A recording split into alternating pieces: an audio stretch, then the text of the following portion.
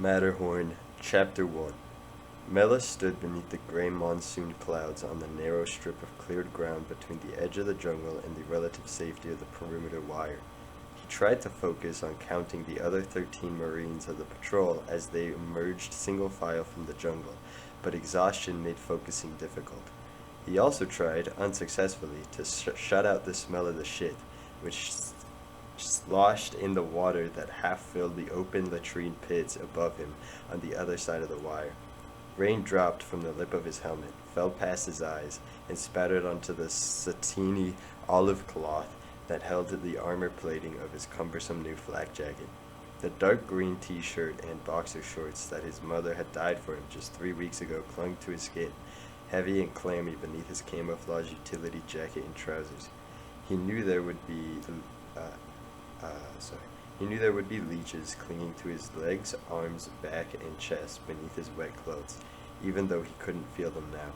It was the way with leeches, he mused. They were so small and thin before they started sucking your blood that you rarely felt them unless they fell on you from a tree, and you never felt them piercing your skin. There was some sort of natural anesthetic in their saliva. You would discover them later, swollen with blood, sticking out from your skin like little pregnant bellies. When the last Marine entered the maze of switchbacks and crude gates in the barbed wire, Mellis nodded to Fisher, the squad leader, one of 3 who reported to him. 11 plus us 3, he said. Fisher nodded back, put his thumb up in agreement, and entered the wire. Mellis followed him, trailed by his radio operator, Hamilton.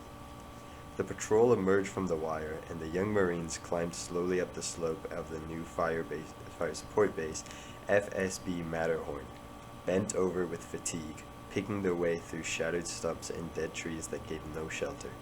The verdant underbrush had been hacked down with K-bar knives to clear the fields of fire for the defensive lines, and the jungle floor, once veined with rivulets of water, was now only sucking clay. The thin, wet straps of Mellis's 2 cotton ammunition bandoliers dug into the back of his neck, each with the weight of 20 fully loaded M16 magazines. These straps had rubbed him raw. All he wanted to do now was get back to his hooch and take them off, along with his soaking boots and socks. He also wanted to go unconscious.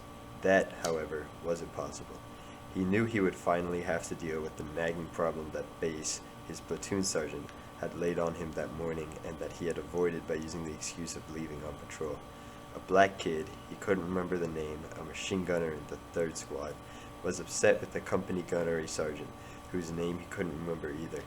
There were 40 new names and faces in Mellis's platoon alone, and the almost 200 in the company, and black or white, they all looked the same. It overwhelmed him. From the skipper right on down, they all wore the same filthy tattered camouflage, with no rank insignia, no way of distinguishing them. All of them were too thin, too young, and too exhausted. They all talked the same, too, saying fuck, or some adjective, noun, or adverb with fuck in it, every 4 words. Most of the intervening 3 words of their conversations dealt with unhappiness about food, mail, time in the bush, and girls they had left behind in high school. Mela swore he'd succumb to none of it. This black kid wanted out of the bush to have his recurrent headaches examined, and some of the brothers were stirring things up in support. The gunnery sergeant thought the kid was malingering and should have his butt kicked. Then another black kid refused to have his hair cut, and people were up in arms about that. Mellis was supposed to be fighting a war. No one at the basic school had said he'd be dealing with junior Malcolm X's and redneck Georgia crackers. Why couldn't the Navy corpsmen just decide shit like whether headaches were real or not? They were supposed to be the medical experts. Did the platoon commanders on Iwo Jima have to deal with crap like this? As Mellis plodded slowly up the hill, with Fisher next to him and Hamilton automatically following with the radio, he became embarrassed by the sound his boots made as they pulled free of the mud, fearing that they would draw attention to the fact they were still shiny and black. He quickly covered for this by complaining to Fisher about the squad's machine gunner hippie, making too much noise when Fisher had asked for the machine gun to come to the head of the small column because the point man thought he'd heard movement. Just speaking about the recent near encounter with the enemy Mellis had not yet seen started his insides humming again. the vibration of fear that was like a strong electric potential with no place to discharge. Part of him was relieved that it had been a near miss, but another part acted peeved that the noise might have cost them the opportunity for action, and this peevishness in turn irked Fisher. When they reached the squad's usual position in the company lines, Mellis could see that Fisher could barely contain his own annoyance by the way he nearly threw to the ground the 3 staves he'd cut for himself and a couple friends while out on the patrol. These staves were raw material for short-timer sticks, elaborately carved walking sticks, roughly half an inch in diameter and 3 to 5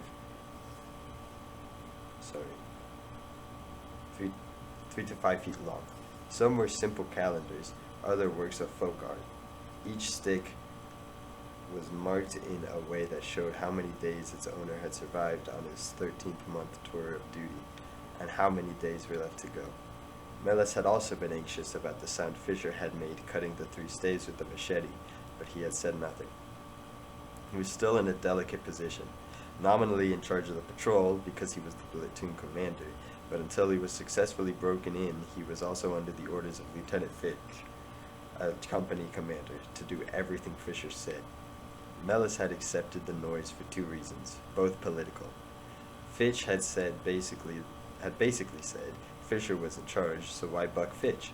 Fitch was the guy who could promote Mellis to executive officer, second in command, when Second Lieutenant Hawk rotated out of the bush.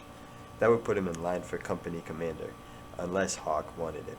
A second reason was that Mellis hadn't been sure if the noise was dangerous, and he was far more worried about asking stupid questions than finding out.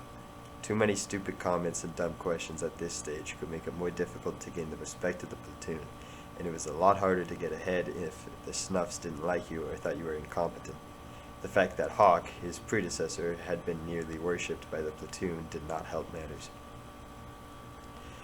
Mellis and Hamilton left Fisher at 2nd Squad's line of holes and slowly climbed up a slope so steep that when Mellis slipped backward in the mud, he barely had to bend a knee to stop himself. Hamilton, bowed nearly double with the weight of the radio, kept poking its antenna into the slope in front of him. The fog that swirled around them obscured their goal, a sagging makeshift shelter that they had made by snapping the rubberized canvas ponchos together and hanging the ponchos over a scrap of communication wire strung only 4 feet above the ground between 2 blasted bushes. This hooch, along with 2 others that stood just a few feet away from it, formed what was called, not without irony, the platoon command post. Mellis wanted to crawl inside his hooch and make the world disappear, but he knew this would be stupid and any rest would be short. It would be dark in a couple of hours, and the platoon had to set out trip flares in case any soldiers of the North Vietnamese Army, the NVA, approached. After that, the platoon had to rig the Claymore mines, which were placed in front of their fighting holes and were command detonated by electric wire. They delivered 700 steel balls in fan-shaped pattern at groin height. In addition, the uncompleted sections of the barbed wire had to be booby-trapped. If Mellis wanted to heat his sea rations, he would have to do so while it was still daylight, otherwise the flame would make a perfect aiming point. Then he had to inspect the 40 Marines of his platoon for immersion foot and make sure everyone took the daily dose of dapsone for jungle rot and the weekly dose of chloroquine for malaria. He and Hamilton stopped just in front of base. A platoon sergeant, who was squatting outside the hooches in the rain making coffee and a number 10 can set over a piece of burning C4 plastic explosive. The C4 hissed and left an acrid smell in the air, but was preferred to the eye-burning stink of the standard issue trioxane heat tabs. Base was 21 and on his 2nd tour. He emptied several small envelopes of powdered C-ration coffee into the boiling water and peered into the can.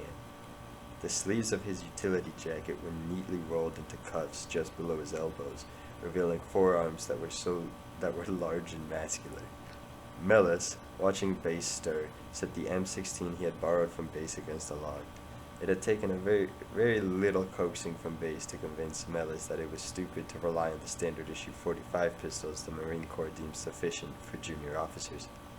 He pulled off the wet cotton ammunition bandoliers and let them fall to the ground. 20 magazines, each filled with 2 interwoven rows of bullets. Then he shrugged out of his belt suspenders and dropped them to the mud, along with along with their attached .45 automatic, 3-quart-sized plastic canteens, pistol ammunition, his K-bar, battlefield compressors to stop bleeding, 2 M26 fragmentation hand grenades, 3 smoke grenades, and his compass. Breathing deeply with relief, he kept watching the coffee, its smell reminding him of the ever-present pot on his mother's stove. He didn't want to go check the platoon's weapons or clean his own. He wanted something warm, and then he wanted to lie down and sleep. But with dark coming, there was no time. He undid his steel spring blouse and garters, and which held the ends of his trousers tightly against his boots as protection against leeches. 3 leeches had still managed to get through on his left leg. 2 were attached, and there was a streak of dried blood where a third had engorged itself and dropped off. Melis found it in his sock, shook it loose onto the ground, and stepped on it with his other foot, watching his own blood pop out of his body. He took out insect repellent and squeezed a stream onto the other 2 leeches still attached to his skin. They twisted in pain and dropped off, leaving a slow trickle of blood behind.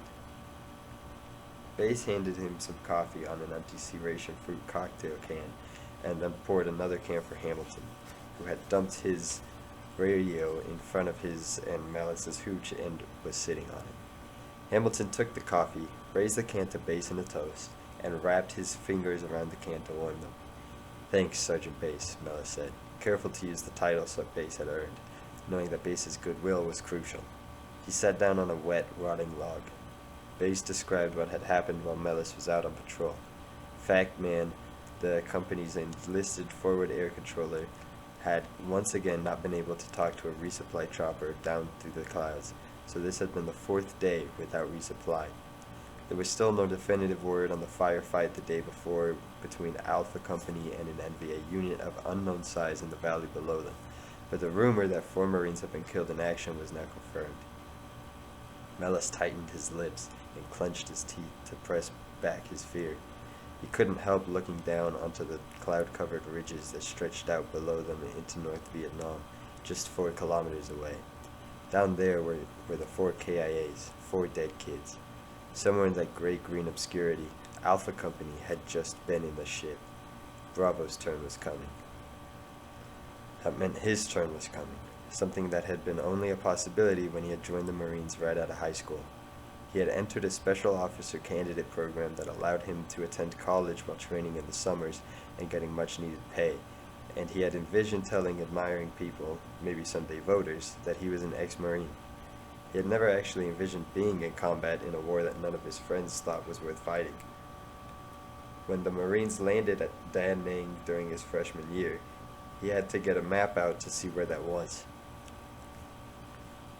He had wanted to go into the Marine Air Wing and be an air traffic controller, but each administrative turning point, his grades in college, his grades in basic school, and the shortage of infantry officers had implacably moved him to where he was now, a real Marine officer leading a real Marine rifle platoon, and scared nearly witless. It occurred to him that because of his desire to look good coming home from a war, he might never come home at all. He fought back the fear that surged through him whenever he realized that he could die. But now the fear had started his mind churning again. If he could get into Hawk's position as executive officer, then he'd be safe inside the perimeter. There would be no more patrols. He'd handle admin and be next in line for company commander. For him to get Hawk's position, the current company commander, Lieutenant Fitch, would have to rotate home and Hawk would have to take Fitch's place. That was actually quite likely. Everyone loved Hawk up the chain of command and down. Still, Fitch was new to the job. That meant a long wait, unless of course Fitch was killed or wounded. As soon as this idea went through his head, Melis felt terrible. He didn't want anything bad to happen to anyone. He tried to stop thinking, but he failed. Now it occurred to him he'd have to wait for Hawk to rotate home, unless something happened to Hawk. Melis was amazed and ashamed. He realized that part of him would wish anything, and maybe even do anything, if it meant getting ahead or saving his own skin. He fought that part down. "How's the wire coming?" Melis asked. He didn't really care about the task of stringing the barbed wire in front of the holes, but he knew he should appear interested. "Not bad, sir," Bass said. "Third squad's been working on it all day. We're close to finished." Mellis hesitated. Then he plunged into the problem he'd avoided that morning by going out on patrol. "That kid from 3rd Squad come to see you about going to the rear again?" You're still overwhelmed, trying to remember everyone's name. "Name's Mallory, sir," Bay snorted. "Malingering fucking coward. He said he has headaches, and I've got a pain in the ass. There's 200 good Marines on this hill want to go to the rear, better ones than that piece of shit. He's had a headache ever since he came out of the bush. And don't give me any of that watch out 'cause he's a brother shit, because there's a lot of good splibs out here that don't have headaches. He's chicken shit."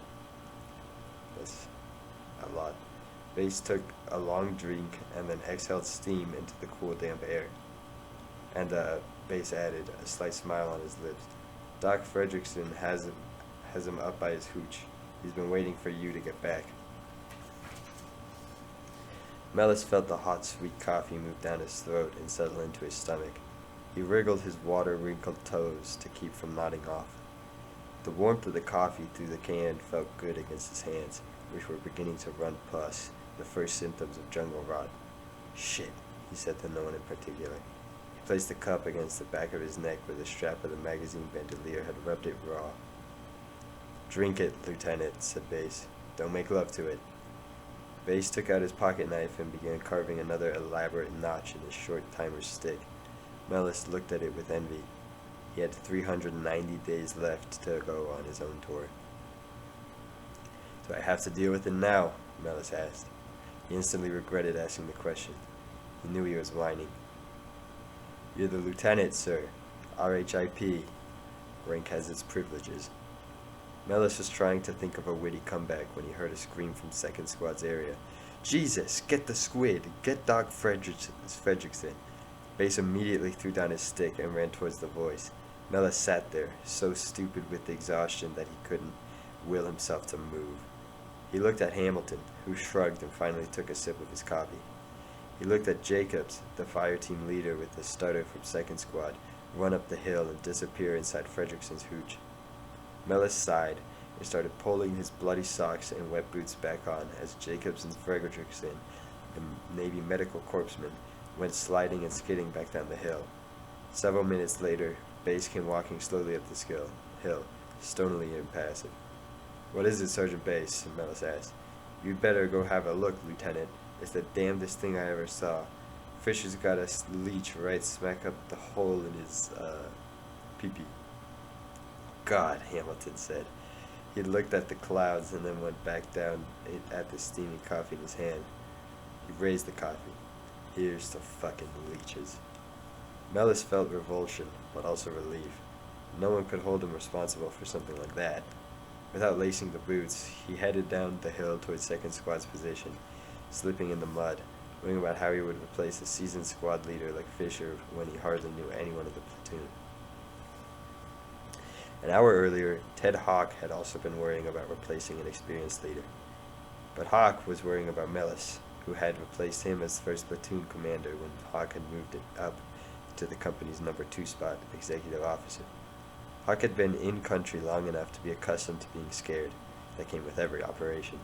But he was not used to being worried, and that worried him. He picked up a splintered stick and began to doodle absent-mindedly in the mud, tracing the pattern of 5-pointed star over and over again, a habit from grade school days that he fell into when he was trying to think. The stick was one of thousands, all that remained of the huge trees that had once stood on this jungle hilltop, just 3 kilometers from Laos and 2 from the DMZ. The hill, one of many similar unnamed hills in the area, all of them over a mile high and shrouded by cold monsoon rain and clouds, had the misfortune of being just a little higher than the others. For this reason, a staff officer sitting 55 kilometers to the east at 5th Marine Division headquarters in Dong Ha had picked it to be flattened and shorn of vegetation to accommodate an artillery battery of 105 millimeter howitzers. The same officer had also named it MatterHorn, in keeping with the present vogue of naming new fire support bases after Swift's Mountains. The orders soon worked their way down through regiment to the 1st Battalion. whose commanding officer selected the 180 Marines of Bravo Company to carry them out. This decision dropped Bravo Company and its weary second-in-command, Lieutenant Theodore J. Hawk, into an isolated valley south of Matterhorn. From there, it took a 3-day-long slog through the valley to the jungle to reach the top of the hill. Over the course of the next week, they turned it, with the help of nearly 400 pounds of C4 plastic explosive, into a sterile wasteland of smashed trees, tangled logging slash, broken sea ration pallets, empty tin cans, soggy cardboard containers, discarded Kool-Aid packages, torn candy bar wrappers, and mud. Now they were waiting, and Hawk was worrying. There were smaller worries than the competence of Lieutenant Mellis. One was that hill at the extreme range of the lone 150mm howitzer battery at Fire Support Base Eiger, over 10 kilometers to the east. This problem was somewhat related to the waiting, because before they could be dropped into the valley to the north of Matterhorn, they had to await the arrival of Gulf Battery, the artillery unit that was supposed to occupy Matterhorn's new, now bald, hilltop in order to cover infantry patrols operating beyond the protective cover of howitzers on Eiger. It was all very simple back at headquarters. Alpha and Charlie companies go into the valley first. When they get beyond the artillery cover from Eiger, Gulf Battery moves to Matterhorn. Bravo and Delta companies replace Charlie and Alpha companies down in the valley, but they are now under the cover of the artillery on Matterhorn. All of this allows the 1st Battalion to push farther north and west, continuing its mission of attacking the intricate web of roads, trails, supply dumps, and field hospitals that support the NVA's 320th and 312th Steel Divisions. What wasn't in the plan was the NVA unit that shot down, with the accurate fire of a 51 caliber machine gun, was the first CH-46 supply chopper that tried to reach Matterhorn. The chopper crashed in flames on an adjacent hill that the Marines and Bravo Company immediately named Helicopter Hill. The entire crew died. Since then, the clouds had lifted only one other time, 4 days earlier, when another helicopter from Marine Air Group 39, struggling in the thin mountain air, worked its way up to Matterhorn's landing zone from the valley to the south. It arrived with some food and replacements and departed with a number of new 51 caliber holes and a wounded crew chief. Soon afterward, word came down that Mag 39 wanted the Gook machine gun eliminated before Gulf Battery was brought in, particularly since the operation would entail dangling ponderous howitzers on cables beneath choppers already straining because of the altitude, choppers that would hardly be able to dodge bullets. This problem, along with another of Hawk's worries, the monsoon rain and clouds that made the air support impossible and resupply almost impossible, had thrown off the operation's timetable by 3 full days and brought down the wrath of Lieutenant Colonel Simpson, radio call sign Big John 6, 1st Battalion's commanding officer. Hawk stopped doodling and stared deep down the steep hillside. Wisps of fog obscured the gray wall of jungle just beyond the twisted rolls of barbed wire at the end of the cleared ground. He was standing just behind the line of fighting holes that belonged to the 1st Platoon, which he had just turned over to the main source of his worry, 2nd Lieutenant Wino Mellis, the United States Marine Corps Reserve. One of the company's outposts had radioed that Mellis's patrol had just passed it on the saddle between Matterhorn and Helicopter Hill and would be coming in shortly.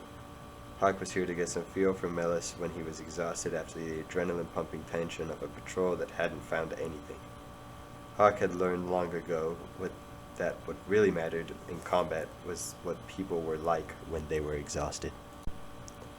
Hawk was 22, with freckled skin and thick dark hair with an undertone of red that matched his large red mustache. He wore a green sweatshirt, turned inside out so the nap showed matted and dirty, like an old fustian. It was stained with sweat and had dark smudges from his armored flak jacket. His trousers were caked with mud and had a hole in one knee. He wore a billed cap, eschewing the floppy camouflage bush hats as being pretentiously gungy.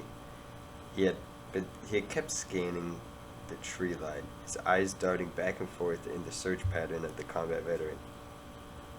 The hillside was steep enough that he could see over the trees to the top of a dark layer of cloud that hid a valley far below him. That valley was bounded by another ridge of high mountains to its north, just like the ridge to Matterhorn's south. Somewhere in that valley to the north, Alpha Company had just taken 4 killed and 8 wounded. It had been too far from Eiger for effective artillery support. Hawk sighed heavily. Tactically, the company was out on the limb. It was a long way from help and was about to go into combat with all 3 of its platoon being led by corn-fed rookies. Very quietly he said, "Fuck it," and whirled, and launched the splintered stick into the mass of pushed over trees and brush that separated the landing zone from the line of holes protecting it. Then, the bluegrass tune that had been invading his mind all day finally came back again. He kept hearing the country gentleman, high harmonies, Charlie Waller's fast wrists flat-picking his guitar, singing about an entire expedition that had died in an early attempt to climb the MatterHorn in Switzerland. When Hawk put his hands to his ears to stop it, pus from an open jungle rot sore in his hand got smeared on his right ear. He wiped his hand on his filthy trouser leg, blending new pus with old pus. Blood from squashed leeches, grease from a spilled can of spaghetti and meatballs, and the damp clay and greasy plant matter that coated the rotting cotton of his camouflaged jungle utilities.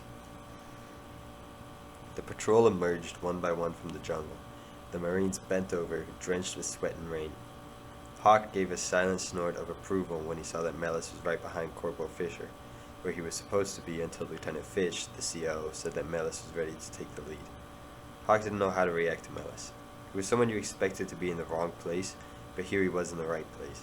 Top Seavers, the company top first sergeant, had passed the word over battalion radio net from Quang Tree that Mellis had gone to some fancy private college and graduated second in his class at the basic school. The fancy college fit with the good grades from the basic school, but it made Hawk worry that they might have inherited someone who thought that school smarts trumped experience and heart. More worrisome was Top Seaver's comment that when Mellis had first shown up at the division personnel on New Year's Day, just 6 days ago, he had asked for a weapons platoon instead of a rifle platoon. Seavers had concluded that Mellis was trying to avoid going out on patrols, but Hawk wasn't sure. He read Mellis not as a coward, but possibly just a politician. The commander of the weapons platoon, which traditionally had the 3 60mm mortars and the company's 9 machine guns, lived with the company command group. So he had constant contact with the company commander, unlike the platoon rifle commanders who were isolated down on the lines. But they weren't enough lieutenants to cover even the rifle platoons now, and with most of the action involving only a platoon or a smaller unit, the machine guns were permanently farmed out to the rifle platoons, 1 to a squad, leaving only the mortars, which could be handled by a corporal. But Mellis didn't fit the stereotype of an ambitious officer. For starters, he didn't look any older than the kids he was supposed to command. Also, he didn't look particularly squared away, everything in his proper place, sails at perfect right angles to the wind, cultivating what an ambitious officer would call a command presence. On the other hand, looking careless could just be a privileged give a shit Ivy League attitude, like wearing duct tape on loafers and jeans with holes in them, knowing all along they were headed straight to Wall Street or Washington or in 3-piece suits. Mellis was also handsome, to the point of bearing what Hawk's Irish uncle Art would have called the mark of God's own handiwork, a plus in civilian life, but almost a handicap in the Marine Corps.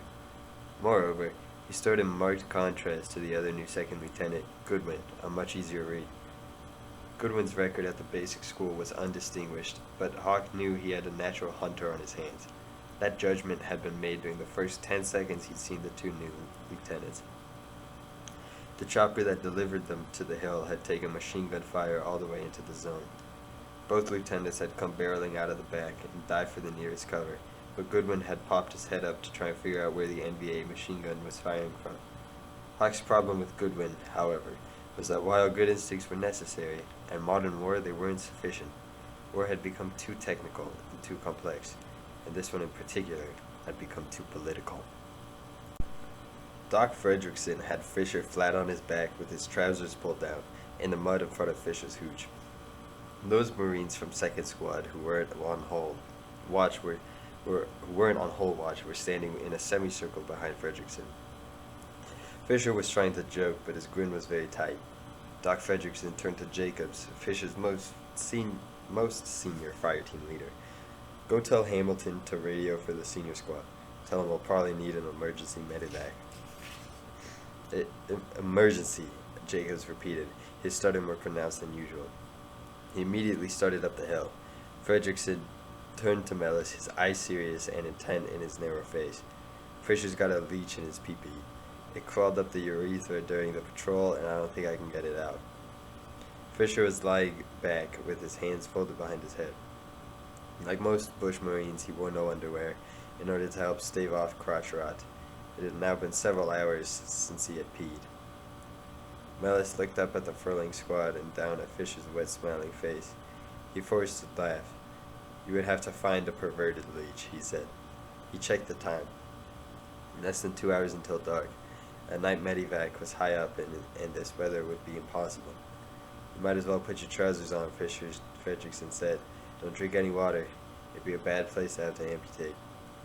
Jacobs came slipping down the hill, breathing hard.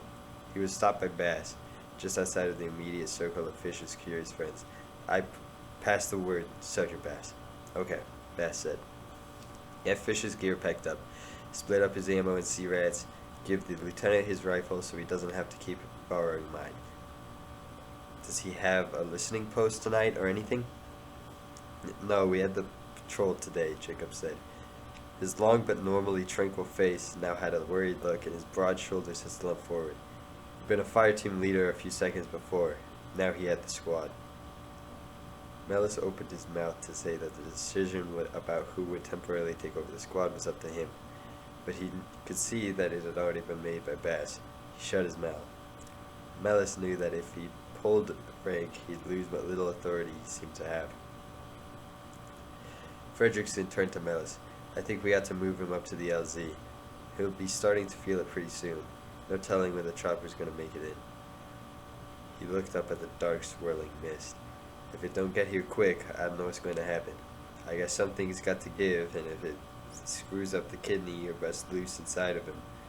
He shook his head and looked down at his hands. I just don't know that much about people's insides. We never got in the field med. What about the senior squad? Senior squid, Mellis asked, referring to Hospital Corpsman Second Class Scheller, the company level corpsman, Fredrickson's boss. I don't know. He's an HM2, but I think he worked in a lab the whole time. He's only out here because he pissed someone off at 5th Med. He's been out here a week longer than you. He's worthless, Bass spat. Why do you say that? Mellis asked. He's a fat fucker. Mellis made no reply, wondering what it took to get on Bass's good list. On the first day Mellis had arrived, desperately wanting everyone to like it, Bass hadn't made it easy. Bass had been running the platoon for close to a month without any lieutenant, and he was quick to point out that he had been doing his first tour in Vietnam when Mellis was starting college. That's him there, Fredrickson said. Scheller, who like all company corpsmen went by the nickname Senior Squid, came huffing down the hill, his new jungle boots still black like Mellis's, his utilities not yet bleached pale by the constant rain and exposure. His face was round, and he wore black-hemmed navy-issue glasses and a new bush cover on his forehead. He looked conspicuously out of place among the thin, rangy Marines. What's the problem? He asked cheerily. It's Fisher, Fredrickson said. He's got a leech inside his urethra. Schiller pursed his lips. Doesn't sound good. No way of getting to it, I suppose. Can he urinate? No, Fredrickson said. That's how he found out. If he could piss, we wouldn't need you, Bass growled. Scheller looked briefly at Bass and quickly shifted his eyes to the ground. Where is he? He asked Fredrickson. He's down there packing his gear. Scheller headed towards where Fredrickson pointed. Fredrickson turned to Bass and Mellis and shrugged his shoulders as if to say, You tell me, and turned to follow him. Bass snorted in disgust. Fat fucker. Scheller had Fisher drop his trousers again. He asked how long it had been since he last urinated, and glanced up at the sky and down into his watch. He turned to Mellis. He'll have to be medevaced. Emergency. I'll go see the skipper. Move it, Fisher, Bass said. You're getting out of the bush. Get your ass up to the LZ. Fisher grinned and started back toward his hooch, pulling on his trousers as he went. Bass turned toward the holes and he shouted through his cupped hands, Any of you people got mail to go out? Give it to Fisher. He's getting medevaced. A general scurry took place immediately. Bodies disappeared into hooches and fighting holes, digging into packs and plastic bags the men used to keep their letters dry. Jacobs, Bass shouted. Tell that goddamn short round Poloni to change shirts with Fisher. He looks like Joe Shit, the rag picker. And tell Kerwin and third squad to trade trousers. Jacobs, grateful for something to do, moved off and began collecting the most worn-out clothing in the squad to replace it with Fisher's less worn-out clothing. Shallow came back to base and Mellis and dropped his voice. He's going to be in a lot of pain. I can dope him up, but I don't know what will happen to his bladder or kidneys. Well, we don't either, they said, but we ain't been to no fancy well, we don't either, Bass said, but we ain't been to no fancy Navy medical school. Scheller looked at Bass and started to say something, but changed his mind. Bass's perpetual scowl, broad shoulders, and thick arms don't invite back talk. Do what you can for him, Mellis said quickly, trying to ease the tension between the two of them. Mellis turned to Bass. You going to finally put that novel of yours in the mailbox? Bass laughed. He had fallen in love with Fredrickson's cousin, a high school senior, from a yearbook photograph. He had been writing a letter to her for several days, and it was already 15 pages long. The two of them headed back to Mellis's hooch. I can't believe it, Mellis said. Almost Staff Sergeant Bass, hard ass, falling in love by mail. Just 'cause you ain't got nobody to write to except your mother, Bass fired back. The dart hurt. Mellis remembered Anne, that last night when she turned her back on him in bed. He remembered a trip they took to Mexico, her crying on a village square, pushed beyond her limit by his drive to explore the next place. He had watched her in confusion, loving her, not knowing what to do. Mellis crawled back into the hooch and rummaged for some sanctuary in a pen. He decided to try to write to it. The letter came out as a cheery, "Here we are in a place called MatterHorn. I'm fine," etc. He pasted together the gummed parts of the special envelope. In the jungle, there was so much moisture that normal envelopes would stick together before anyone could use them. And in the summer, water was so precious that people absolutely loathed licking anything. Hey, Mr. Mellis. Every so often, Bass used the formal, traditional naval form of address to emphasize that Mellis was still a boot lieutenant. Mellis could make no objection. Bass was perfectly correct. Yes, Sergeant Bass. If the bird doesn't make it in, and Fisher can't piss, what happens? Does he just fill up and bust? I don't know, Sergeant Bass. I suppose something like that. It's a pisser, Bass muttered. I got to go see if Skosh is still awake. Mellis didn't smile at what he knew was an inconspicuous pun. He crawled after Bass into the dark interior of his hooch, where Bass's 18-year-old radio operator, Skosh, was on radio watch. He was so slight that Mellis wondered how he managed to pack the heavy radio on patrols. Skosh had a dark green towel wrapped around his neck and was reading a pornographic book that looked as if it had passed through the hands of every radio operator in the battalion. Find out what's the word on the medevac, Bass said. He moved to the back of the hooch. Mellis followed him, crawling over smelly quilt-like nylon poncho liners, his knees hitting hard ground as they sank into Bass's rubber air mattress. Skosh didn't answer but picked up the headset and started talking. Bravo, bravo, bravo, Bravo 1. This is the Big B, the radio hissed out. Speak. What's the story on the medevac? Over. Wait 1. There was a brief pause. Mellis watched Skosh, who was reading his book again and listening to the faint hiss of the receiver. There was a burst of static as someone on the other end keyed the handset.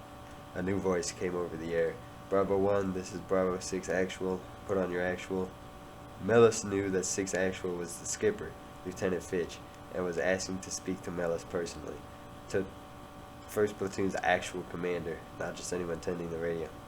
Mellis took the handset from Skosh and keyed it, a little nervous. This is Bravo 1 Actual. Over. It looks dim for your bird. The valley souped in from fire support base Sherpa on out. They had one bird try to get out and couldn't find us. Since we've got a couple of hours before your character Foxtrot gets too bad, they'll wait at Sherpa to see if it clears. Over. I thought it was an emergency medevac, Mellis answered. Over. We sent it in as a priority. It won't be upgraded to an emergency until it gets so bad he'll die unless they get him out. Over. Mellis knew they didn't want to risk the bird and the crew when they could hold on for a couple hours and maybe get better weather. Roger, Bravo 6, I got you. Wait 1. Bass had been signaling Mellis. Melis released the transmit key on the handset. Ask him if we got an order in for any Class 6. What's Class 6? Just ask him. Melis rekeyed the handset. Bravo 6, one assist, wants to know if we're getting any Class 6 in. Over.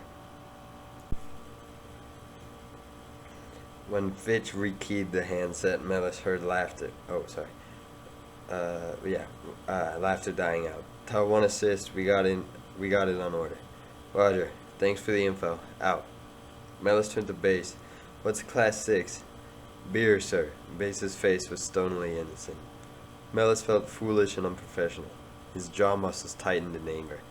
He looked bad in front of the whole command post group. Base simply looked at him and smiled. You got to keep reminding them, Lieutenant, otherwise they forget about you. Hawk watched Corporal Connolly, leader of Melis's first squad, struggling up the hill through the mud and blasted stumps on his short, powerful legs. He guessed that Connolly would put out that much effort for only one thing: beer. Connolly stopped to catch his breath and then shouted, Hey, Jayhawk, you just get to stand around now that they made you XO. Hawk smiled at hearing his own Boston accent. He let out a deep-throated growl and raised his right hand, curling his fingers over like talons in what everyone in the company knew as the Hawk Power sign, a parody of the Black Power fist or the anti-war protesters' peace sign, depending on which political movement Hawk wished to satirize at the time. He roared, Con man, I can do anything I want. I'm a second lieutenant. He started shadowboxing and then raised both fists above him like a winning prize fighter and shouted, I'm Willie Pep. I'm in round 13 of my famous comeback fight. And then he went into a dance, arms above his head, first and second fingers still curved like talons. A few Marines on the lines down below him turned their heads. Once they saw it was Jayhawk doing the Hawk dance, they went back to staring over their rifle barrels at a wall of jungle, quite used to him. Hawk stopped his antics. His eyes went blank. The bluegrass tune came back to him. Men have tried and men have died to climb the MatterHorn. The 5-string banjo would come on strong behind the wailing fiddle, and the high-pitched Appalachian voices would rise in an East Tennessee lament, Matterhorn, Matterhorn. Hawk wanted out of the bush. He wanted to hold a girl who smelled nice and felt soft. He wanted to go home to his mom and dad. He knew, however, that he wouldn't leave Fitch and the rest of Bravo Company with three boot butter bars until they were safely broken in or dead. The only two possibilities for two new second lieutenants in command. Connolly finally reached Hawk and, gasping for air, asked, Hey, when are we going into some Class 6? Conman, I knew it. Do I look like a fortune teller to you? The chopper going to make it in? You must really think I do look like a fortune teller, Hawk answered. And if your squad could do something besides litter the jungle with Kool-Aid packages and trop bar wrappers, maybe you'd find that Gook machine gun so the Zoomies will fly in for some Foxtrot Bravo. I don't want to find no Gook machine gun. I could hardly have guessed. Hey, Jayhawk. What? Hawk never minded being called by his nickname as long as they were out in the bush. Troops got to have mail. Thanks. You fucking Dear Abby or something. I wish I was fucking Dear Abby. She's too old for you.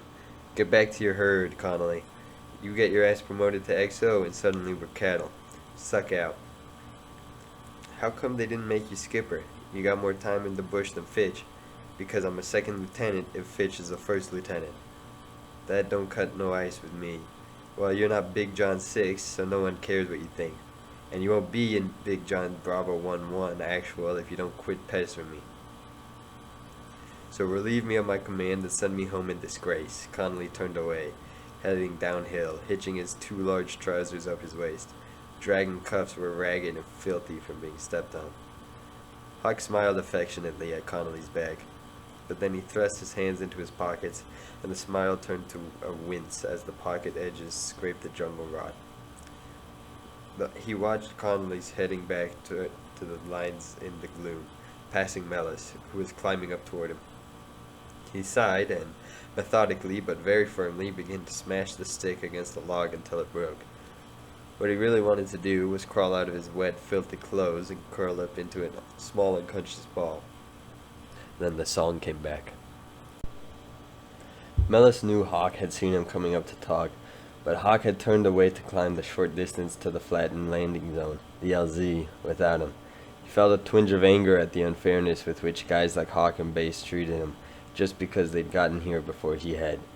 Everyone had to be new sometime. Feeling like a kid trying to catch up with his older brother, he continued to climb. He saw Hawk join the small group of Marines who had gathered around Fisher and someone he thought he recognized as the company gunny, Staff Sergeant. Somebody. God, the names. He could be putting them in a notebook to memorize. When he reached the LZ, panting for breath, Mellis could see that Fisher was in severe pain. Fisher would sit on his pack, then lie on his side next to it, then stand up, then repeat the motions again. Hawk was telling a story and had everyone laughing except Fisher, though Fisher was smiling gamely. Mellis envied Hawk's ease with people. He hesitated, not sure how to announce his presence. Hawk solved this problem by greeting him first. "Hey, Mellis. Just had to see how Fisher managed to get himself medevaced without getting a scratch on him, huh?" Fisher forced a smile. "I know you've met the gunny, Staff Sergeant Cassidy." Hawk indicated that a man who Mellis thought must be in his late 20s, given his hard-used face and rank. Cassidy had cut himself, and the infected cut was oozing watery pus. Putting together the pepperish red skin tone, the name, and the hillbilly accent, Mellis pegged him as redneck Scots-Irish. Cassidy simply nodded at Mellis and looked at him with narrow blue eyes, obviously appraising him. Hawk turned to the others. "For those of you not in First Herd, this is Lieutenant Mellis. He's an 03. When Mellis's request to be an air traffic controller with the Air Wing had been turned down, he'd been assigned as Military Occupational Specialty, or MOS 0301, Infantry Officer." 1 second. "Inexperienced. If he was still alive in 6 months, he would be anointed 0302, Infantry Officer, Experienced. All military infantry specialties were designated by 03, followed by different pairs of numbers. 0311, Rifleman; 0331, Machine Gunner; 03, called 03, was dreaded by many Marines because it meant certain combat. Every other MOS was designated to support 03. It was the heart and soul of the Marine Corps. Few attained senior command who didn't hold it. There were polite murmurs of sir and hello sir, and obvious relief that Mellis was an infantry officer and not another supply or motor transport officer. General Neitzel, the current commanding general, had decided that since every Marine was a trained rifleman, it followed logically that every Marine officer should have experience as a rifle platoon commander for at least 90 days. The flaw in the general's logic was that after a non-infantry officer had made the inevitable mistakes of any new officer in combat, all of which were paid for by the troops under his command, he would be transferred back to his primary military occupation in the rear, subjecting the troops to breaking in yet another new officer and dying because of the new officer's mistakes. Mellis knew that Hawk had done him a favor by telling the group that he was a grunt like them. Some of the earlier annoyance at Hawk had dissipated. He was beginning to learn that this was a very typical reaction to Hawk. People just couldn't stay mad at him very long. Mellis joined Hawk and Cassidy, looking down at Fisher. Hawk went on talking quietly, but now only to Mellis and Cassidy, even though everyone, including Fisher, could hear him. "I just sent Fredrickson down to ask for emergency medevac. If we don't get him out in a couple of hours, I don't know what will happen." Fisher was watching Hawk and Mellis intently. Mellis turned to Fisher. "Hang in there, Tiger." Mellis was trying to be jolly, but couldn't repress a feeling of annoyance that he was losing an experienced squad leader. "I'm hanging, Lieutenant. I sure would like a piss, though. At least I'm finally getting Lindsay here out to Hong Kong." Fisher was referring to a forlorn-looking Marine from 3rd Platoon, also clothed in rotting cast-offs. Lindsay smiled at Fisher. He had been sitting on the landing zone for 3 days, waiting for a helicopter to take him on his R&R. "You'd have to have your insides shot out and a will made out to the pilot before one of them would come out to this cock-sucking mountain." "There it is," Fisher replied. The phrase was much used by stoic grunts everywhere. He'd bitten off the last words in a spasm, and now he began to moan. Malice turned away. Lindsay watched Fisher. It was clear he'd seen pain before. Hawk squatted down next to Fisher. "You'll be okay, man. Hurts, doesn't it? We just put you down for an emergency. They'll get a bird out here now. You don't think one of those zoomies would miss his movie back at the Air Force airfield in Quang Tri, do you?" Fisher smiled and then arched his back in an uncontrollable spasm, trying to take the pressure off. "Why the hell did they take so long calling in an emergency?" Mellis asked. Hawk looked at him, a slight smile on his face. "Whoa, peevish this afternoon." He softened. "You call in too many emergencies and you get a reputation for crying wolf. The dispatcher turns your emergencies into priorities and the priorities become routines. Then, when you really do have an emergency, you don't get any birds. If you think I'm kidding, just stick around a while. Do I have any choice?" "Now boy, you're green, but you learn fast." It came out as an imitation of W.C. Fields, which irritated Malice, but clearly the kids liked it. "I always was quick." Hawk turned to the Marine waiting for his R&R. "Hey, Lindsay, go down and get the senior squad." Lindsay wearily got to his feet and looked at Fisher. "What'll I tell him?" he asked Hawk. "Tell him Fisher's getting bad." Hawk didn't seem to mind explaining what Malice considered to be fully apparent facts. Lindsay jogged off down the hill toward the command post. "How come Lindsay getting out of the bush and not Mallory?" The Marine who asked the question was a round-faced black with a droopy Ho Chi Minh mustache and small light patches on his face from some skin problem. Everything got quiet. Malice's political antenna was fully extended. "You say sir when you're talking to an officer," Cassidy said. His voice held the authority of a Marine drill instructor combined with plain dislike. The Marine swallowed, hesitated. Hawk cut in quickly, looking at him steadily. "China, this isn't the time or place." "That's right. There's never no time, no place for the black man." "Sir," Hawk said quietly, before Cassidy could say anything. Malice could see that Cassidy was angry, but keeping his mouth closed because Hawk had taken control. There was a moment of inner battle on China's part. "Sir," he finally answered. Hawk was silent. He simply looked at China. China stood his ground, obviously waiting for an answer to his question. Two of Fisher's friends, who were black and stood nearby, unconsciously moved closer together.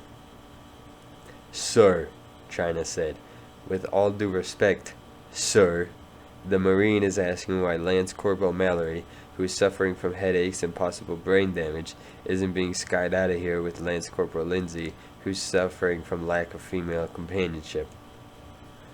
The question hung in the darkening gray air. Cassidy put his knuckles on his hips and leaned slightly forward, about to explode, when Hawk broke into a chuckle, shaking his head. Someone else tittered.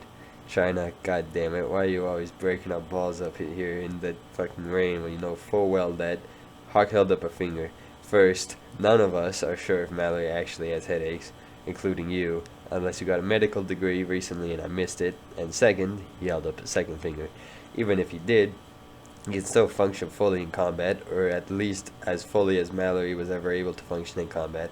And three," and now his thumb was added, "as I was saying about calling him medivacs when they aren't really needed. And four," he folded his thumb back and switched to four fingers, "adding an extra 160 pounds plus his gear at this altitude with no idea what the loading is on the bird already could mean risking that no one gets out of the bush."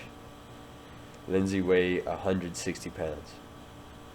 "Sir," Hawk added. Hawk's insistence on the "sir" had as little personal animosity in it as a mother's insistence on "may I" in place of her child's "can I." "Sir," China said. "He's kinda got a point," Malice said. It couldn't hurt to have the blacks know he wasn't prejudiced. Jesus Christ. Hawk turned to look at Malice, his mouth dropping open. China looked at Malice too, his own surprise evident, but better concealed. Still, Malice could see that he'd scored a point there. He could also see that he'd lost one with the gunny, Cassidy. Cassidy's face had paled and his eyes looked like small blue stones. Hawk did not try to conceal his exasperation. He addressed both Malice and China. "Lindsay's been in the bush 11 months, Mallory 3. Lindsay's been waiting on the LZ for 3 days, and if he doesn't get out before we push off the top, he'll miss his R&R altogether. Lindsay's never complained about shit, and all we've heard from Mallory is nothing but complaints. If we let Mallory go, then anyone else can go to the rear anytime they tell us that they hurt someplace. Christ, we all hurt someplace.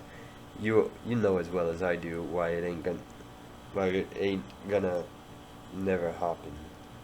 Hawk's last 3 words, a parody of a Vietnamese accent, were spoken slowly and directly to China. Malice felt his face redden and wished it wouldn't, making it redden even more. He saw China glance quickly at the 2 brothers, but he could see that they had gone neutral. And then China looked at him. Malice kept his face expressionless, his lips pressed shut. After a moment's hesitation, China gave in, just pointing out any inconsistency. Lieutenant Hawk, China said. Yeah, I heard. Fisher began to moan, and Hawk and China both turned to look at him, glad to use the moaning to pull up from the confrontation. Cassidy turned his back on the group and walked off the LZ. Oh, god damn it, Lieutenant Hawk, I have to piss bad. Oh shit, why aren't they here? Fisher was barely short of crying. Oh, fuck those bastards, fuck those bastards. He tried to rise, attempting to relieve the pressure, then gave a short, fierce cry that he clamped off with his teeth. Hawk caught him before he fell over. Fisher grimaced and said, shit, I can't stand up or lay down neither.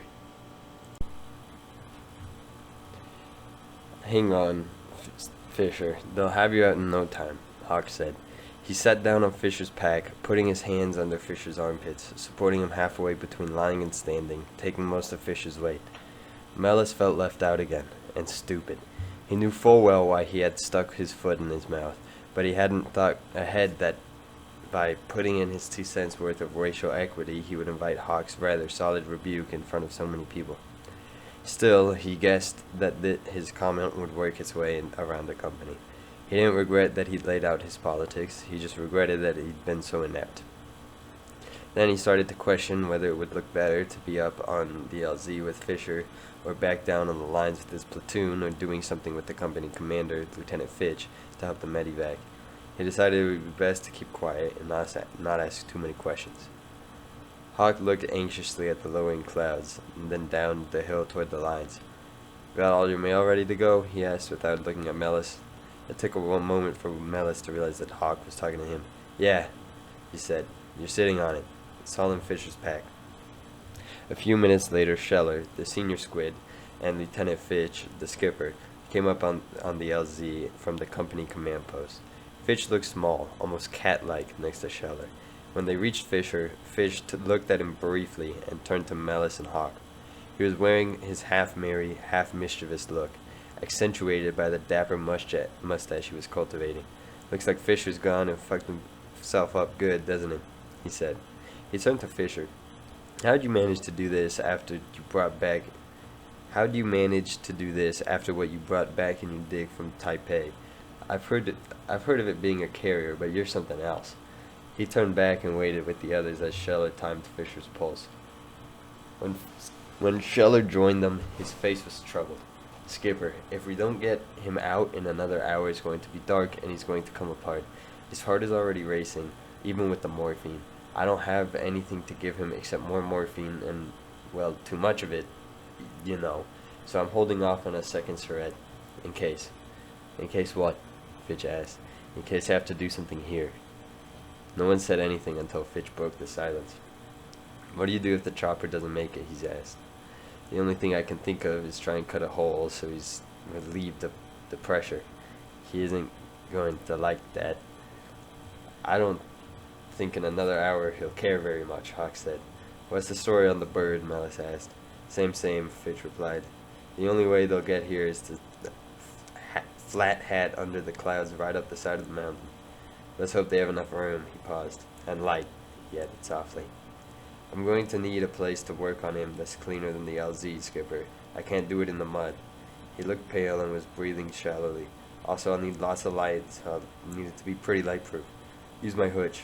Snake and I can rig something else if he needs to stay the night, Fitch said, referring to Rattlesnake, the battalion radio operator. Oh, Jesus, no, Skipper. It was Fisher who had been listening to them all along. They got me to get out. They got to get me out. Don't worry, Fitch said. If we have to operate, we'll take a picture of it before we start. That way you'll have some proof to back up your stories. Fisher managed to grin. Mellis was fidgeting, moving his weight from foot to foot. Fitch turned to Mellis. It'll be dark pretty soon. We'd better have our actuals meeting in about 05 so we can at least see the ride. Okay, Skipper, Mellis said, feeling unsure whether he should stay with Fisher or go with Fitch. He took another look at Fisher. You take it easy, Fisher, he said. Fisher nodded. Mellis followed Fitch. They slid sideways on their boots, skiing in the mud down the steep hill, and arrived in front of the company command post. The CP was a hooch like all the others, 2 ponchos draped over communication wire. This one, however, was distinguished by the rest by dirt piled up against its lower edges to stop wind and light leaks, and by a large 292 radio antenna waving slightly in the monsoon air. Fitch was combing his hair before a steel shaving mirror wedged in a crack in a blasted tree stump. Rain started to fall with more intensity. Fitch put the comb in his back pocket and crawled into the entrance of the hooch, followed immediately by Hawk. Mellis hesitated, unsure if he was invited. Jesus Christ, Mellis, Hawk shouted. Ain't you got enough sense to come out of the fucking rain? Mellis squeezed into the small shelter. 2 radio operators were also inside, one manning the battalion radio net, the other the company net. A single candle cast flickering shadows on the sagging poncho roof. 3 rubber air mattresses covered with a camouflage poncho liners lay side by side. The edges of the hooch were filled with rifles, canteens, ammunition, and packs. A 17 magazine, a month-old time, and a Lois L'Amour Western lay scattered near the radios. Mellis didn't know where to put his muddy boots. He eventually sat back against the pack with his feet sticking out of the hooch's opening. Fitch introduced the 2 radio men to Mellis, who immediately forgot their names, and asked one of them to call the platoon commanders for the actual meeting. The subsequent radio exchange between the company headquarters and the 3 platoons, from Fitch's request to its completion, took less than 20 seconds. Mellis, who had been feeling that the company radio operators needed more discipline, was impressed. Hawk turned to Fitch. Con Man just slipped me the word that China's stirring up the brothers again, and just now I had a little one-on-one with him up at the LZ. He looked at Mellis, along with some help. Mellis looked down at the mud. Ah, fuck, Fitch said. What now? Right now, R&R quotas. It's all bullshit. Hawk turned to Mellis. Hey Mellis, did Top Seaver say anything to you about Top Angel over at Charlie Company swapping 2 Taipeis for a Bangkok for partner? Parker? Mellis's stomach gave a lurch. He vaguely remembered that Seavers asking him to pass along something about R&R quotas to Hawk, but at the time it had been meaningless and he didn't want to look foolish by asking to clear it up. No, I don't recall him saying anything about it. He lied coolly. He also didn't want to look foolish again in front of Hawk. Huh. Well, maybe we can get through to him on Big John Relay tonight. Have you had racial problems here in the company? Mellis asked, switching the subject. Nah, not really, Hawk answered. Oh, a couple numbnuts bitch a lot and keep things stirred up. Out here, the libs can't bitch any more than the chucks. We're all, fucking N-words as far as I can tell. Who's this China? He's our local H-Rep Brown, our very own black radical, Fitch said, smiling. Otherwise known as Lance Corporal Roland Speed. But he doesn't like anyone to call him that. Cassidy hates him, but he's got a good machine gunner and he hasn't caused any real trouble yet. We got our white bigots too. Fitch was looking at his 2 radio operators. The operator who talked to the battalion, Rattlesnake, looked at Fitch. I can't help it, sir. You didn't grow up next to them like me and Palick did in Chicago. If you did, you'd hate them too. Wow. I mean, most of the black guys out here are decent. I even like some of them. But they're individuals. As a race, I hate them. Fitch shrugged his shoulders and looked at Mellis. You can't beat the position for logic. The 2 radio men went back to their magazines. Damn. Down at the line, the What the fuck? Down at the lines, Private First Class Tyrell Boyer, who had come in on the same chopper as Mellis and Goodwin, threw his small folding shovel into his fighting hole and gave it the finger. His hands and fingers, still not hardened to the bush, were cut from stringing the barbed wire, blistered from hacking with the machete, and crisscrossed with infected cuts made sharp by jungle grasses. He'd returned from stringing wire down below the line of fighting holes to find his own hole half filled with a small mudslide. He looked up at the darkening sky, readjusting his heavy plastic glasses on the bridge of his nose. Fear that he would be caught without protection in the dark quickly moved him back into the hole. He immediately felt ashamed of his fear. He could be lying up on the LZ like that poor guy from Second Squad. He resumed shoveling, trying to ignore the pain from a ripped fingernail, until he sensed that someone was squatting on the ground above his hole. He turned to find a pair of bleached-out jungle boots. His eyes moved upward to a dark-skinned knee showing through a small hole in faded utilities. His gaze stopped on the face of a stocky black Marine with a drooping Ho Chi Minh mustache. The visitor clenched his right fist and greeted him. And they went through the handshake dance that was the common greeting between all black Marines, an elaborate rhythmic touching of fists, both knuckles and tops and bottoms, that lasted several seconds. "Where are you from, brother?" the visitor asked when they had finished. "Baltimore." Boyer looked down at his very small hole, feeling pressure to get it dug before the light faded and he would be left exposed. His plastic glasses slipped down his nose again, and he quickly pushed them back up. "Don't worry about the fucking hole, man. You dig enough of those motherfuckers in the next 13 months to fill a lifetime. Got a cigarette?" "Yeah." Boyer reached into his pocket and pulled out a small C-ration cigarette package. He offered it to the stranger, who was smiling at him as if enjoying some sort of joke. He noticed that the stranger was afflicted with vitiligo, which left pigmentless white patches on his face and arms. "My name's China," the stranger said. "Just thought I'd get around seeing some of the new brothers." China lit the cigarette and took in a slow breath. "What's your name, brother?" "Boyer." "Shit, man. Your real name, not your slave name." "Tyrell," Boyer said, wondering if that was a slave name too. He was relieved when China said nothing. "You in first platoon?" Boyer asked. "Nah, second herd, gun squad. I get around a lot though. Sort of the welcome wagon, you know?" China laughed a wheezy giggle. "What do you think of those two Chuck lieutenants come in with you the other day?" "Don't know them.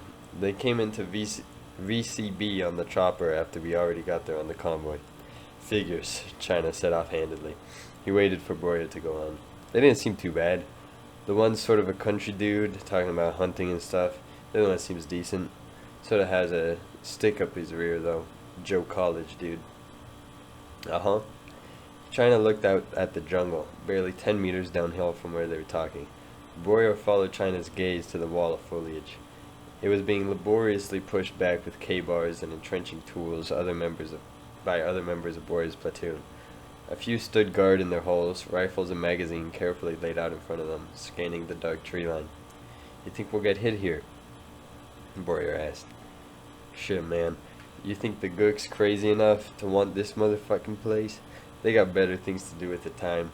"Shit, man." China smiled at him. Boyer laughed softly, looking down at his entrenching tool. "Look, brother, don't you worry.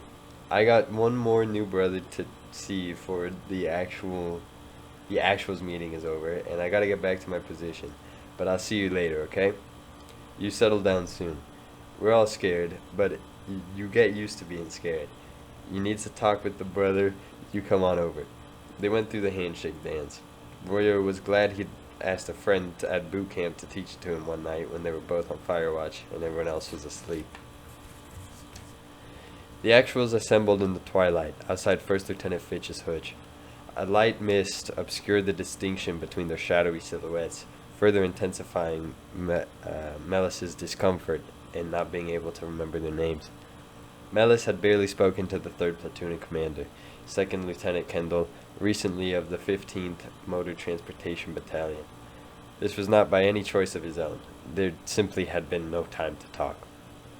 Kendall had sandy curly hair and wore yellow-tinted wraparound glasses that he kept touching as he talked. Mellis noted that he wore a simple gold wedding band. Second Lieutenant Goodwin, who had been with Mellis at the basic school and had come in with him on the chopper, was jostling up against his platoon sergeant, Staff Sergeant Ridlow, muffling a guffaw about something. Goodwin was wearing a bush cover over his head. Mellis felt a small pang of envy. The first day Mellis and Goodwin had drawn their gear in Quang Tri, Goodwin had exchanged his stateside build cap for the floppy camouflage book cover and looked as if he'd worn it all his life. Mellis had put one on too, stared at himself in the mirror, and, feeling he looked foolish, stuffed it in a sea bag to take home as a souvenir if he made it back. Several days later, just a moment after they arrived at MatterHorn, Mellis again confronted his envy of Goodwin. It happened when the skipper, Lieutenant Fitch, crisply announced that Mellis would go with Sergeant Bass. Fitch added that Bass had done a hell of a job running the platoon in the interim between Hawk's moving up to executive officer and Mellis's arrival. Fitch then assigned Goodwin to 2nd Platoon with Staff Sergeant Ridlow, whom he described as competent but a little lax. Mellis knew instantly that Fitch thought Goodwin was the better officer because he'd given Goodwin the tougher assignment. Fitch hadn't even asked about their basic school records, where they went to college, or anything else. It seemed unfair. Mellis was brought back to the present when he noticed a pale ash-colored German shepherd with odd reddish ears that was lying in the mud panting, head up, and staring at him. The dog's handler, a lean marine with large drooping mustache like that of an ancient Celtic warrior, was asleep next to the dog, a camouflage bush cover pulled over his eyes. Others in the CP group, the enlisted forward air controller, always called Fact Man, the senior squid, Scheller, and the enlisted artillery forward observer, Daniels, were sitting in a small group, eating sea rations, just close enough to hear what was going on in the actuals meeting, but far enough away to not be part of it. "Alright, let's get going," Hawk said. "The weather forecast is more of the same shit." Hawk paused. Again. People laughed. "We still don't know what the fuck Alpha and Charlie companies are doing in the bush, or when Delta and us are supposed to flip-flop with them. You've all probably got the word that Alpha did take 4 cores. Cores was radio code for dead. Don't know any names yet. Word is they got strung out in a river." Hawk hurried on, paging through a pocket-sized, hard-covered green notebook. "No word on R&R quotas yet. Who's got Palace Guard tomorrow? I nearly got drowned in the trash when the wind picked up this afternoon." Kendall raised his hand. "Okay, Kendall, police it up. We'll have rats if we don't." Hawk looked up at the sky, squinting against the drizzle. "Correction, more rats. It's already rat alley up here."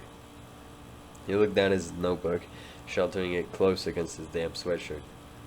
"I hear battalion wants to set up here once we get a cannon cockers in.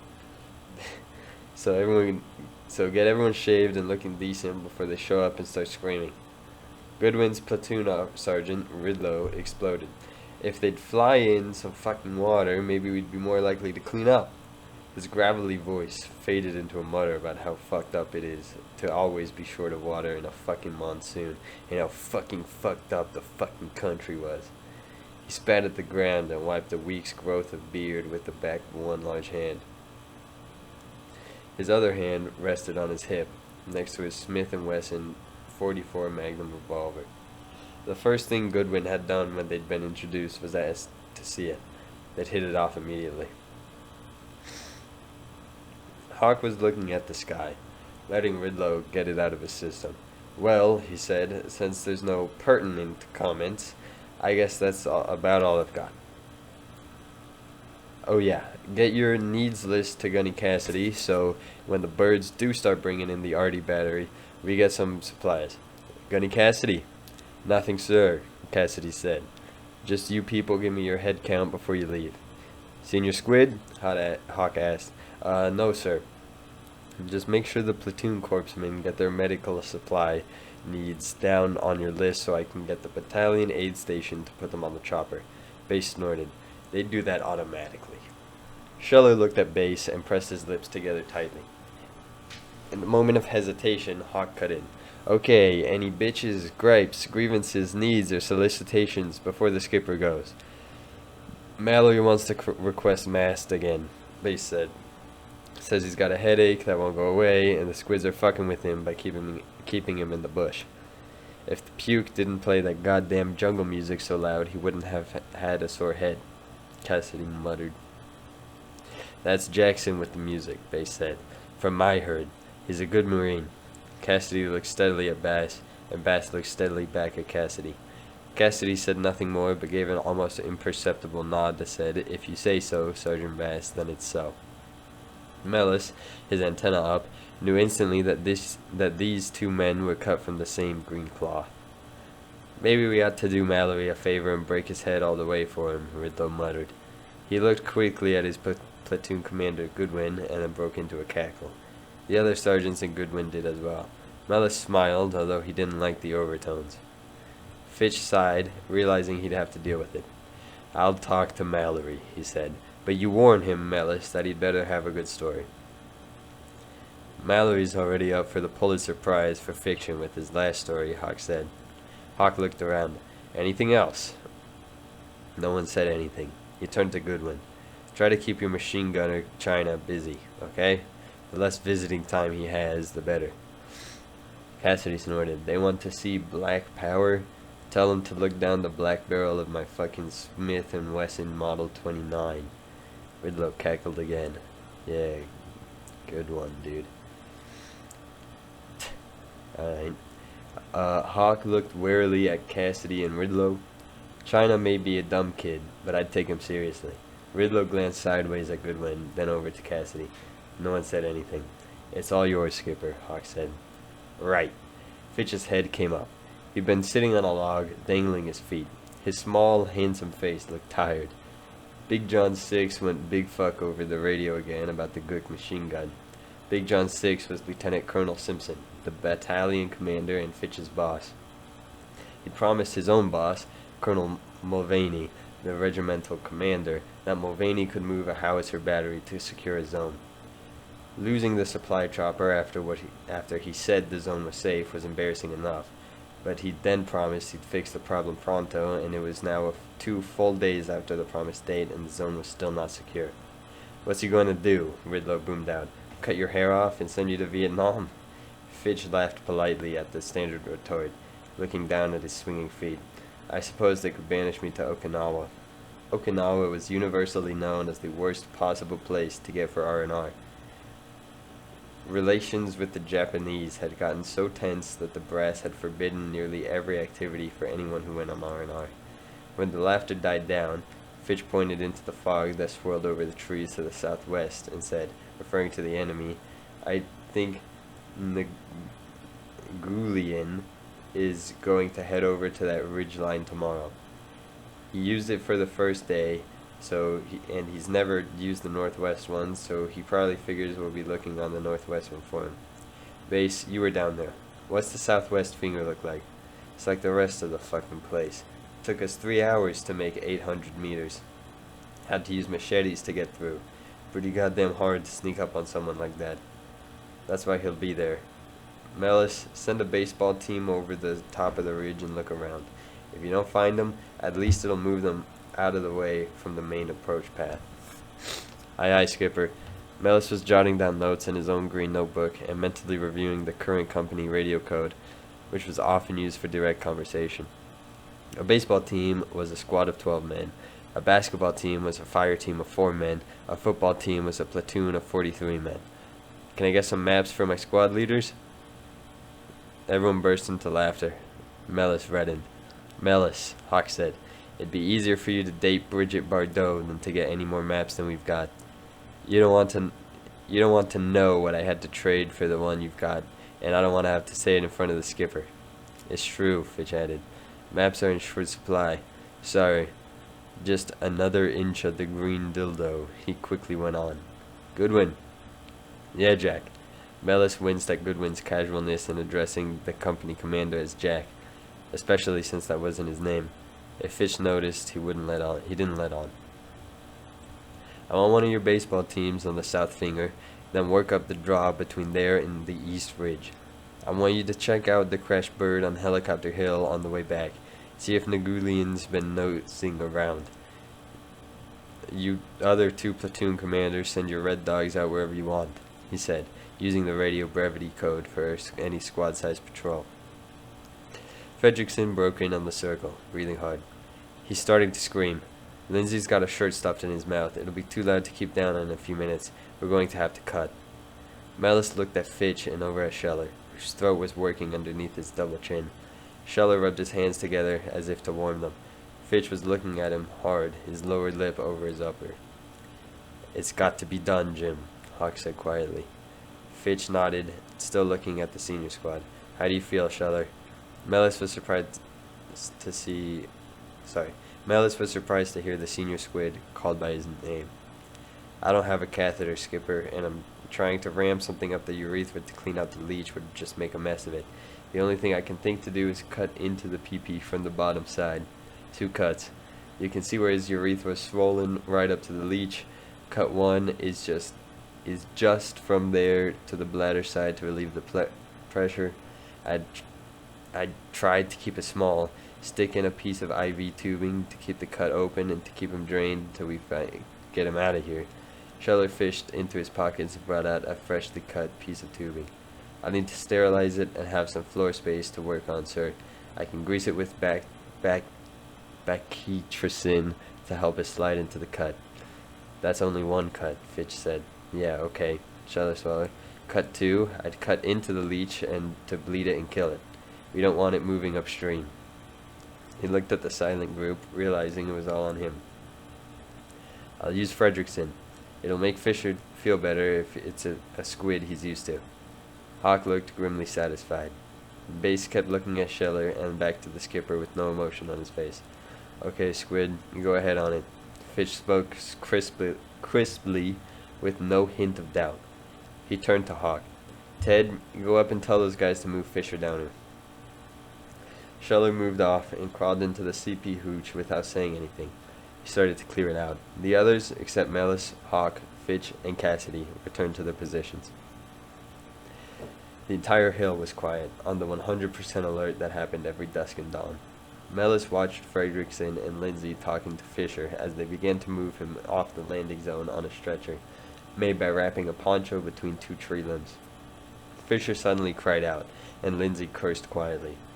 Hawk, who was walking alongside the stretcher, quickly stifled Fisher's cry by placing a hand over his mouth. Mellis walked beside them, figuring it was easier to say nothing. When they reached the CP, they pulled Fisher inside the small hooch. Scheller was laying out his kit and lighting candles. Fredrickson removed Fisher's filthy trousers and folded them carefully. Outside the hooch, the 2 radio operators huddled next to their equipment while Fitch tried to make the entrance light-proof. Hawk and Cassidy sat on the ground, quietly talking. Inside, Doc Fredrickson looked at Scheller, whose chin was trembling slightly underneath the fat. Fisher was writhing in pain and trying not to scream. Fredrickson crawled behind Fisher, putting his knees on each side of Fisher's head. He then leaned over and put his hand at full weight on Fisher's shoulders.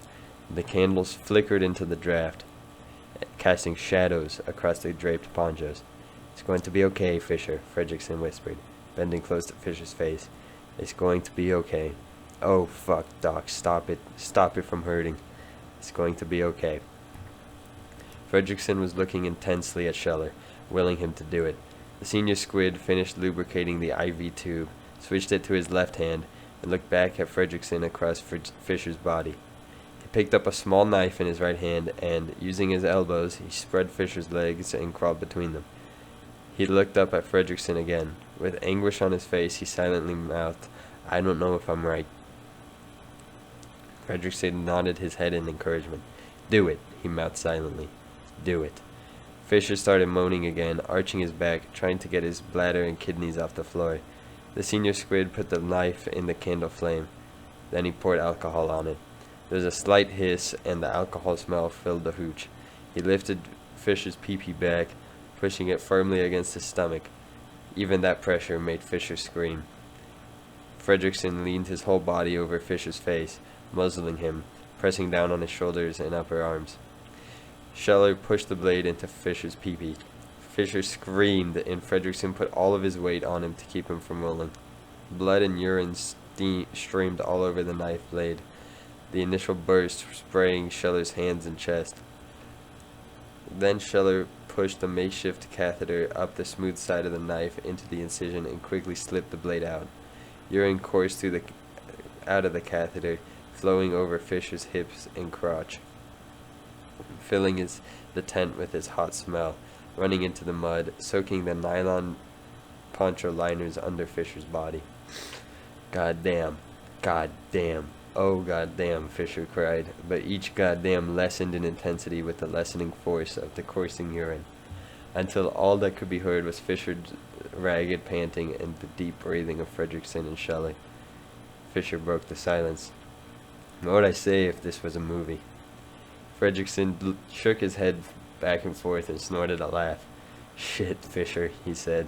Scheller, still breathing hard, merely nodded at Fisher. Fisher winced and took in a shaky breath. He held it, then let it out at once, all at once, and turned his head to the side, looking at the floor of the hooch. "Kind of a mess." Scheller nodded.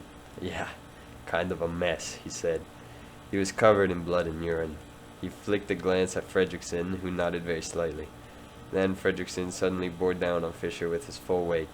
Senior Squid took Fisher by surprise and quickly punctured his pee-pee again, this time to pierce the leech and kill it. Fisher bucked his hips upwards, screaming, "Jesus Christ, Squid, what the fuck?" Fredrickson kept his full body weight on him, trying to keep him still. "Sorry," Scheller said. Blood from the swollen leech was running along the flat of the blade. He pulled it out and took a deep breath. Dark blood oozed from the second cut, mixing with the redder blood and urine from the first. Scheller sat back on his haunches, his knees under him. "You fucking done?" Fisher asked. Scheller said yes. The small hooch, filled with the three young men, the light from the candles, and the warm smell of urine, was quiet. From outside they could hear the fat man, the forward air controller, shouting, "Get him up to the LZ, the bird's coming in." "Now what?" Fisher asked. "I don't know," Scheller answered. "They get you to Charlie Med, the usual repair work?" "Infection's the main problem around here. We don't know what got carried in by the leech, or on the knife for that matter." "No, I mean," Fisher hesitated. "You know, later." "Back home?" Fat man poked his head through the ponchos. "I've got the fucking chopper. Get him up on the LZ. What the fuck you waiting for?" He ran off into the dark, with his radio on his back, talking to the pilot. Scheller rolled out of the way as Fitch and Hawk came through the opening of the hooch and grabbed the stretcher. He didn't answer Fisher, using the interruption as an excuse. What would scar tissue do? Infection? Had he cut tubes he didn't even know about? He honestly didn't know what would happen, and was fully aware he might have doomed Fisher not only to be childless, but impotent. Mellis watched the shadows moving back up the hill. The familiar washboard thumping could be heard in the valley below them, as the chopper fought for altitude, skimming over the tops of trees, beneath the low cloud cover. Then the MVA-51 opened up. It was followed almost immediately by the chopper's two .50 caliber machine guns, firing blindly into the dark jungle to try to suppress the fire. The chopper loomed out of the darkness and slammed into the zone. Its crew chief immediately jumped out and yelled at the Marines to get the stretcher on board. Cassidy, Hawk, Fitch, and the fat man ran across the LZ with the stretcher and up the ramp of the chopper, the sound of the NVA-51's bullets cracking through the air. Mellis crouched to the ground, thankful he was just below the lip of the LZ, defibrillated from the fire. The chopper was moving up before the four stretcher bearers were even out of it. It was already airborne as the last dark figure jumped for the ground and ran for the lip of the LZ. The shadowy bulk of the chopper merged into darkness, the faint glow of its instrument panel disappearing with it into the night. The firing stopped. Mellis rose to a half-crouch and glanced back inside the CP hooch. The senior squid was still kneeling over the now deserted space, the front of his utility skirt soaked with blood, urine and blood, his knife in his hand. He was crying and praying at the same time. End of chapter 1.